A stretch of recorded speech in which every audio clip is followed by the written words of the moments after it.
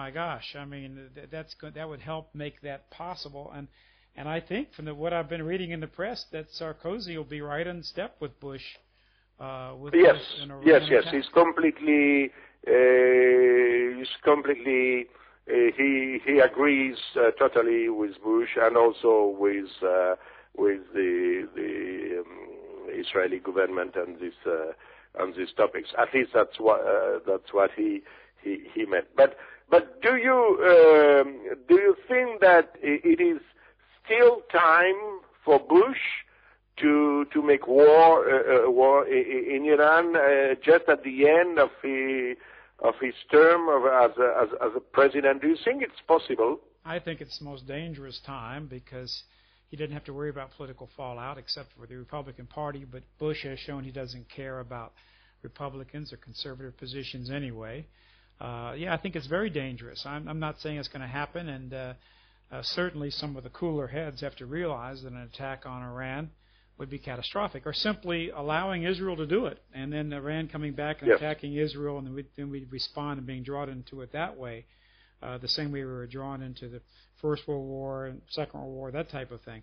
So it's a very, very strategically dangerous period for the United States, for the world, and I hope that cooler heads and people with voices such as yours and the Front National and people in the European Parliament will really raise an incredible noise about the possibility of this catastrophe. You know, the left has had this pretty much in their own field, even though the left's been divided, because a lot of left obviously supports the Israeli Zionist state, and but the left's been, basically running on the field of their own. I hope that you can convince the other right wing and conservative and pro-national forces in Europe to also stand fast on a pro-national foreign policy and not this globalist foreign policy as pushed by Bush and Sarkozy and Brown of Britain.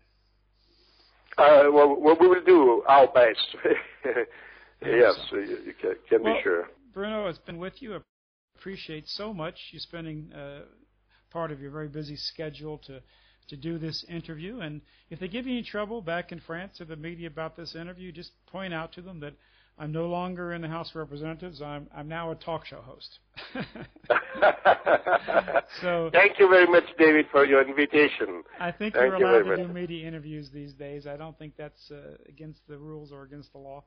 And I want to tell you that many, many Americans and many Canadians, as well as Australians, New Zealanders, people I know across France, across Britain, across Germany, Austria, Eastern Europe, and Russia, look to you and are very, very thankful for your uncompromising voice in the European Union, for the preservation of European civilization, culture, and heritage.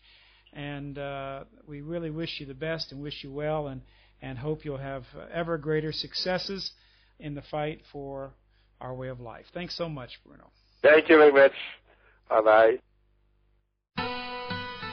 This has been a David Duke Worldwide Web Radio broadcast. For more information and to support our vital work, please visit www.davidduke.com.